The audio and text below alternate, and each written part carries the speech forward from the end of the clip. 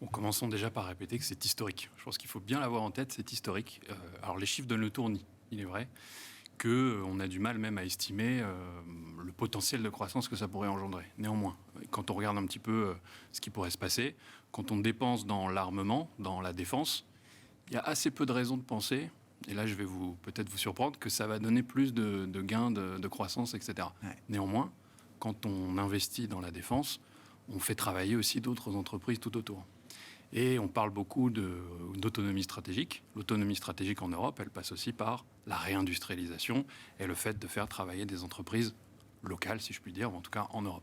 Donc ça veut dire que par effet cascade, il va y avoir des gains de croissance plutôt dans ces secteurs-là, dans le secteur privé. Et que, par ailleurs, et ça c'est quelque chose qu'on nommait un peu dans l'équation ces derniers temps, en tout cas dans ce que je lis ça et là, c'est que ça va engendrer des gains de productivité aussi. Ah. Et les gains de productivité, ça va passer par le fait que quand on dépense de l'argent dans la défense, on dépense aussi de l'argent d'une certaine manière dans la R&D. Et puis quand on parle de réindustrialisation, encore une fois, ça veut dire des gains de productivité aussi dans ces secteurs-là. Et que donc, in fine, ça veut dire aussi plus de croissance, mais de la croissance, alors le mot est peut-être pas bien choisi, mais de la croissance saine, puisque ça induit des gains de productivité.